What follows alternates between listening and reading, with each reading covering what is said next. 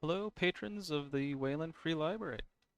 This is the library's introductory 3D design tutorial. We are going to be using Tinkercad.com to create a very basic but customizable keychain.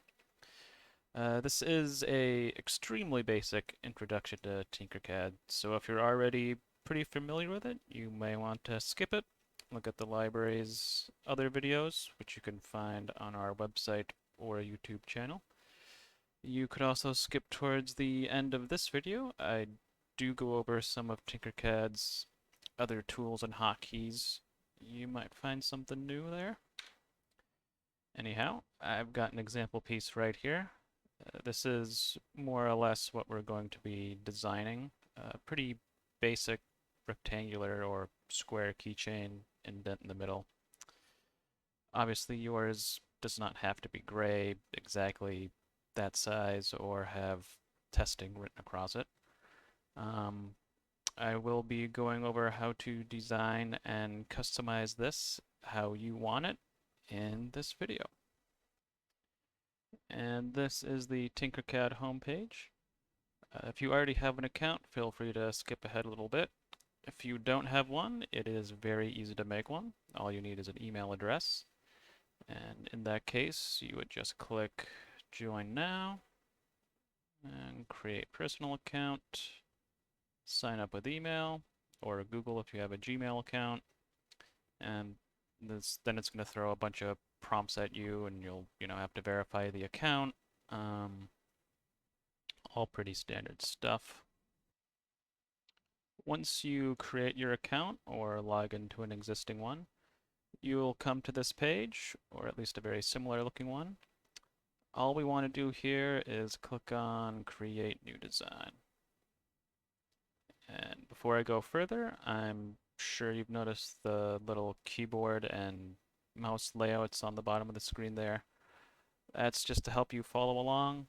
In case you get lost or I'm not explaining something well enough, you should be able to follow exactly what I'm doing and pressing on my keyboard and mouse and follow along that way. Before we get to creating the keychain, I'm just going to quickly go over how to navigate Tinkercad's workspace. So to move around, all we need to do is hold down right click and just move the mouse, and we can shift our view around however we need it. If you want to pan around, you actually click down on the scroll wheel and then move the mouse. Pan around that way. You can also just move the scroll wheel up and down to zoom in and out. And on the left hand side here, this little cube, you can hold down left click. You can see it kind of does the same thing as holding down right click. And you can actually just click on top or click on front, adjust the view that way. These plus and minus symbols will also zoom in and out for you. And if you ever get completely lost just playing around here, this home button looks like a little house. You can just click that once and it'll snap you right back to the default view. Alright, let's start making this keychain. We'll start with the basic shape of it. So on the right hand side here are a list of shapes. All we want for now is the box, so we can left click that once, and if you move the mouse out, you can see you're dragging around an outline of it. Just put it somewhere in the middle of the blue work plane and left click once to place it. We're keeping it pretty basic, so this shape menu it brings up, we can ignore this for now. I will go over what it does in a little more detail towards the end of the video. But for now and for the next few steps, we just want to focus on these little white and black squares that my cursor is going over right now. First thing we want to do is change this object's width to be something between 80 and 120 millimeters. So the little block squares to the left and right here, just hold down left click on one of them and move your mouse, and you can see we can push and pull it into new dimensions. So like I said, something between 80 and 120. So I'm gonna keep mine, I'll put it, it's middle sized, so I'll put it at 101. Next thing we want to do is change the length to be between 40 and 70, roughly. So the little black squares on the top and bottom here. Again, just hold down left click, resize it. Like I said, between 40 and 70, so I'll make this dimension a little larger. 63. And last thing we want to do is change the height. And I like to take a front-facing view for this, makes it a little easier. So I'm gonna reorient myself here. And it is actually this little white square that's on the top here. We want to hold down left click, and we're going to change it to something between 8 and 15. So I'm going to keep mine pretty shallow. I'll set it to 9.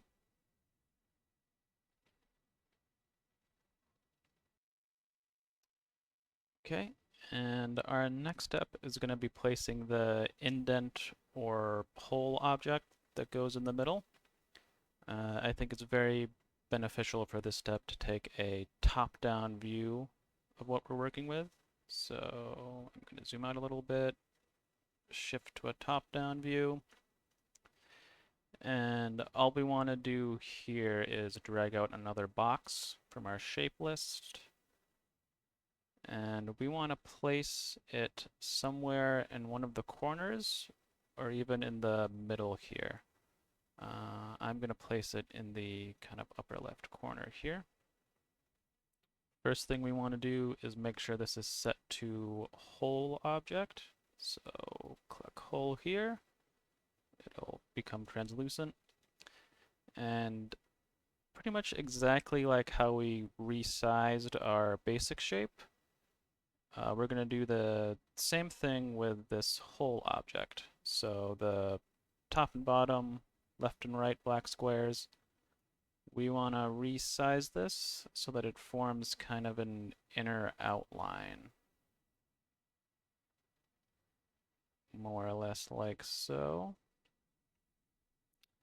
And once you've resized this shape to how you want it, all we want to do is move it up just a little bit so that it leaves kind of a solid surface underneath.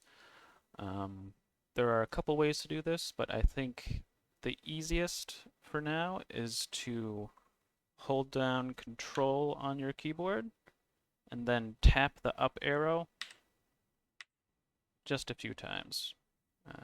3, 4, 5, maybe even 6, just a few times. And then we want to place our cursor in an empty space somewhere. So over here, over here. Just hold down left click, and if you move the mouse, you can see you're now dragging out a little selection box. And just drag it out so that it's touching the two objects we have. Release left click. That will select everything we're working with for now. And on the upper right-hand side here is the group button. You can see the hotkey is also Control plus G. We're going to click that. And as you can see, it places the whole object so that we now have the indentation. And this space is actually where our text is going to be. And the rims going along it can also be easily decorated. So if you If you don't like how this looks currently on your screen, it's actually very easy. Next to group is ungroup. So you can click that. And right now it has both objects selected. We would really just want to resize the whole object. So just click once on an empty space, reselect the translucent one, and you would just resize that to how you would want it to look. Whether you want it to be smaller or larger, whatever change you'd want to make. And then repeat the selection box step.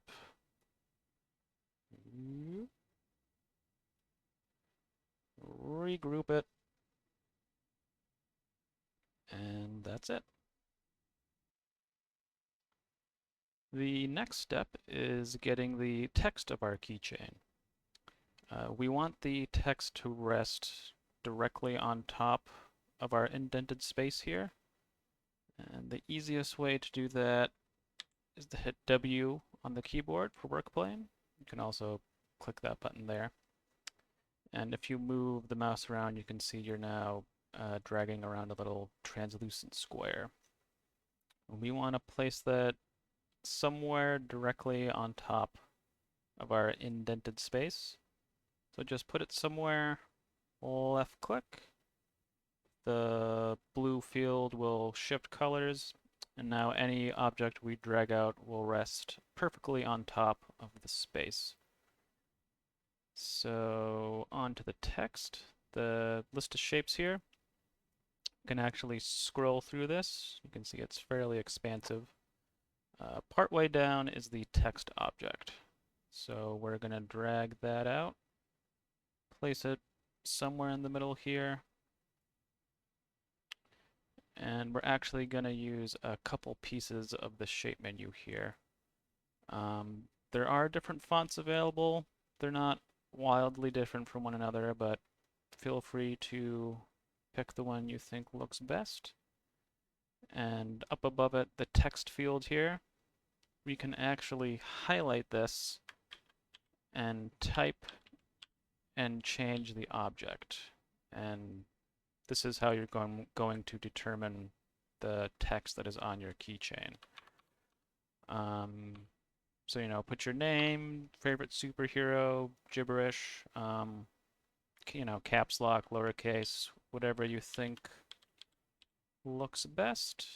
Type it out. And then, like we've been doing, little white and black squares.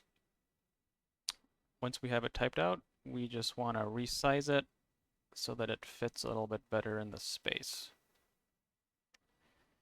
And you can think about, you know, how you ultimately want this to look. You know, maybe you want to put some customization or decoration. Maybe you even want to put another text object up above it here. Whatever you think you want to do, just size this appropriately. So I'm going to put it about there. And one last thing is if we take a more front-facing view, you can see the text object kind of juts above the keychain. If that's how you want it to look, you like it that way, leave it. I'm going to push it down a little bit so it's more even. So like we did back with the original shape, this white square on top. I'm just going to push this down a little bit, maybe a little bit below. I think that looks good.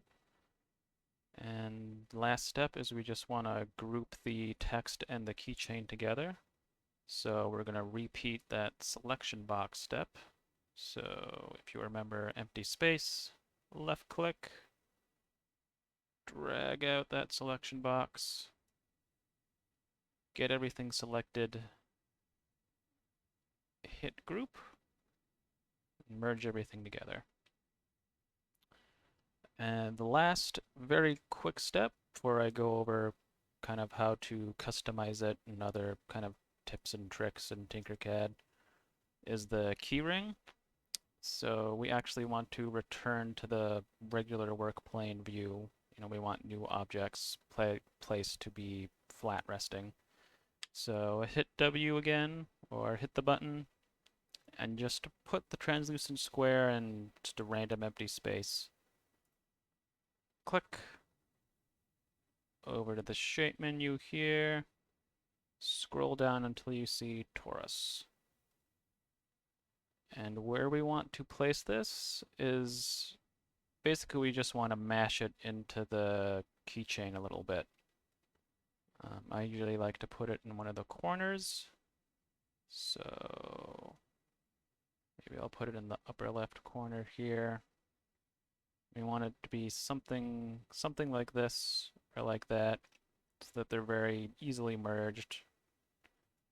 It's still enough room for the, keyring to go through. Place that, and once again, selection box. Let's merge everything together. And there is your basic keychain.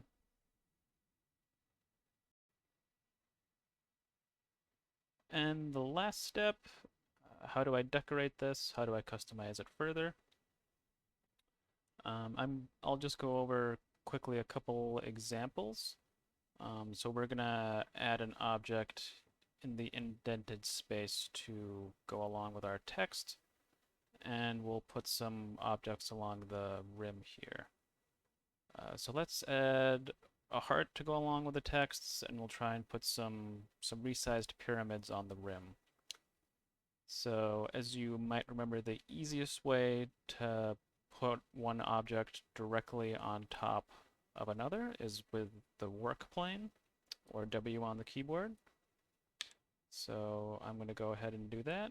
Bring up the translucent square, and I'm going to put it on the same space that the text is.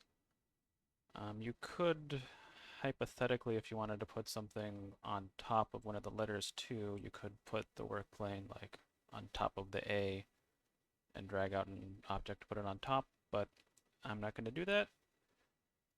I'll just put that there. Let's drag out a heart. I'll put it right between the R and the A. And obviously we want to resize this. So the little white and black squares.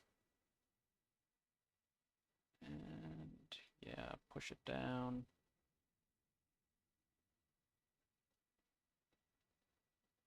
Okay. And now we want to put some pyramids along this rim. So I'll hit W again. And this time I want to put the work plane right on top of this.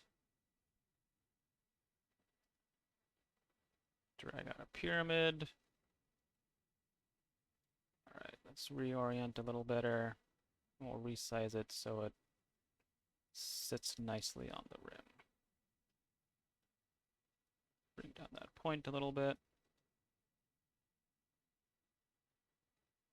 All right. And if we want to duplicate this, like say we want 4 or 5 going along here, we can actually just do copy and paste, just right up here. If you want to hit the buttons, hotkeys are also Control C, Control V. I'm going to do this on my keyboard, so let's Control C, copy, paste, and we can just use the arrow keys to do that. Let's paste again. Put one more down there.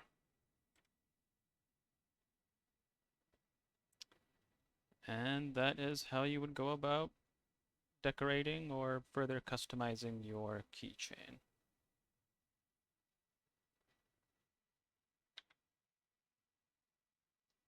Okay, other tools, tips, and hotkeys.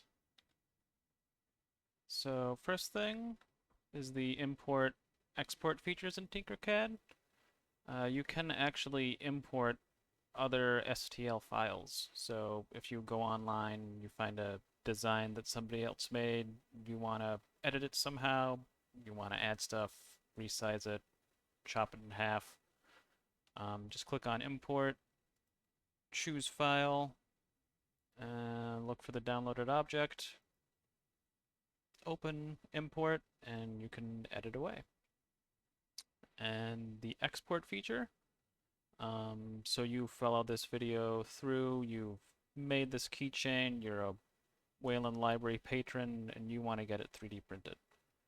You would click export, click STL, and then it's as simple as attaching this downloaded file to an email.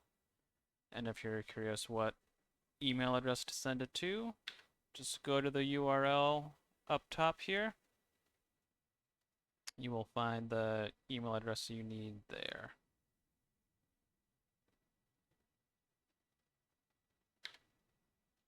Okay.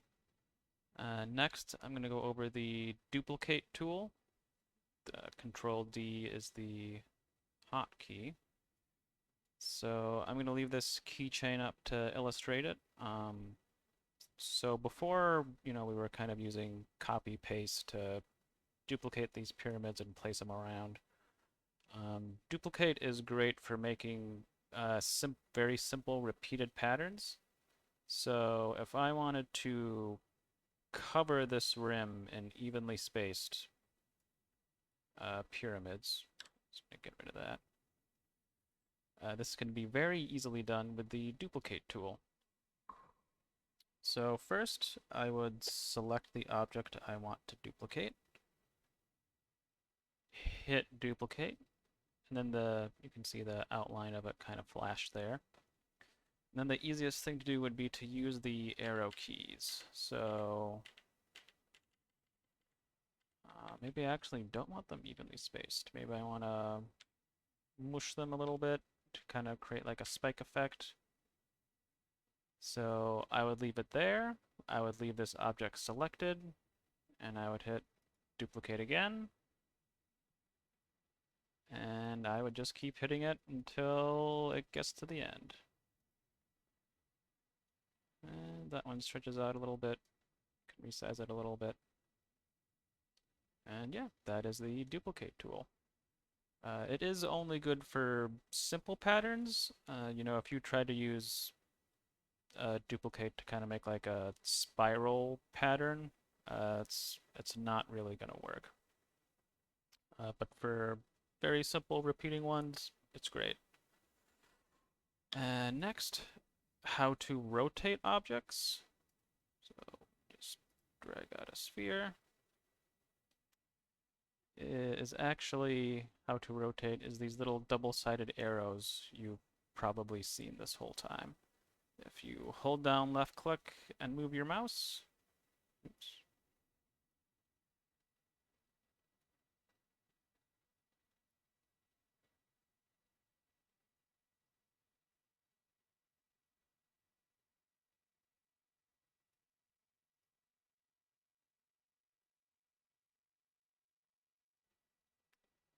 Next is how to rotate objects.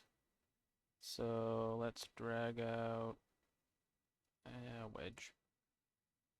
It is actually these double-sided arrows up here that you've probably been seeing the whole time. You can hold down left click and rotate it around. And if you keep your cursor kind of inside this rotation circle, you always rotate in even increments. If you want to rotate to like a pinpoint degree, like you want 99 degrees, you would actually drag your cursor outside the circle. And then, it's a little finicky using the mouse, but 99. That's rotation. Next is simply hitting the D button on your keyboard. That automatically snaps objects to whatever work plane you're using.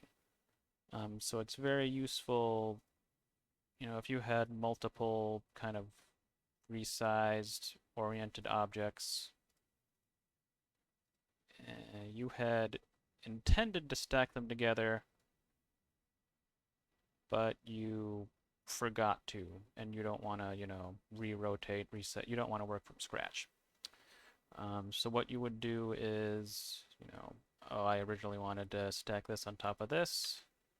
Hit W for the work plane, place it there, select this one, and if you just hit D, it automatically snaps it up. So obviously, then you want to put the pyramid on top of that, hit work plane again, place it there, select the pyramid, hit D, move it on over.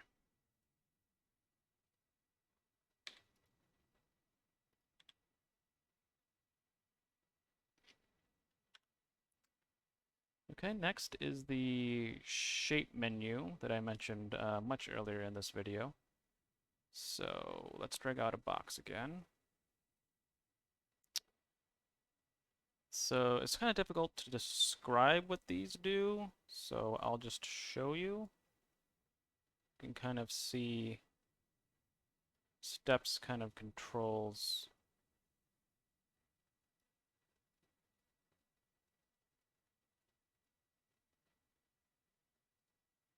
kind of harshness of the incline here. It doesn't really show on like a very basic box because it's just angles and there is no incline, but you can see if we do radius, kind of round out the edges a little bit, the number of steps, dictates how hard those edges are. Basically how many steps there are to it. I wouldn't recommend playing with the length, width, height ones too much because they don't actually keep track of how big the object is very well. You can see if I resize that to 56, it actually doesn't reflect in the shape menu. I mean, you can change it, but it gets tricky keeping track of how big the object is. I mean, if you're not working with specific sizes, it's no big deal, but if you're trying to keep an object within a certain range, it's really not great because, oh, I resize this to 35, and that does show, but then if I decide I want to shrink this down a little bit, this doesn't keep track of it for you. And obviously also the solid and hole functions. When you want to punch a hole in something like we did here, you change the default solid to hole. And we also have the shape list here. I showed that you can kind of scroll through it and there are a bunch of different ones, but you can also click this and get a whole bunch of other categories that you can play with. So, text and numbers, characters, even parts of like, a connectable dinosaur. However you want to use them, it's up to you. But there's also, you can go to shape generators and featured. There's some interesting shapes in here that you would really not be able to, design from scratch with the basic shapes. And the menus they bring up are actually very useful, much more so than with the basic shapes. Kind of see here's a spring, more rotations, how tight or long you want it to be. Yeah.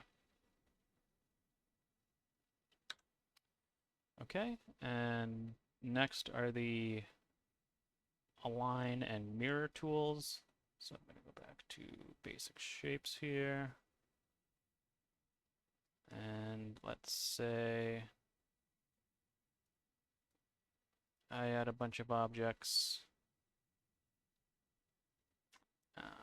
I like how they're spaced out, but I kind of wanted them to be, in a straight line, like in a perfect straight line. You can easily do that with the align tool. So highlight all the objects that you want to align to one another. Then up here, hit align, and it kind of gives you all the available axes on which you can align. So, and it even gives you a preview. So I don't want that. No, I want this straight line. So I'd go here, click, it kind of grays out for you, and you can just click an empty space to dismiss the align tool.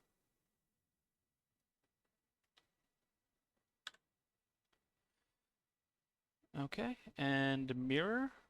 Mirror is useful for if you have kind of specific looking objects and you want to place another one but have it back to back. What I mean by that is, so I'll drag out a roof here. Let's rotate it a little bit. Like that. Size it a little bit. So I want another roof, but I want it, facing directly opposite, with that point going the opposite way. You could drag out another roof and try to re-rotate it, resize it, but that's a bit of a pain. A much easier thing to do would be to select the one you have now, duplicate it, or copy paste it, same thing. Drag it out a little bit, and then you can just hit the mirror button, and like the align tool, it gives you a preview of what you're doing. So I want it like that, the object's going back to back. Do that, click off of it, and there we go.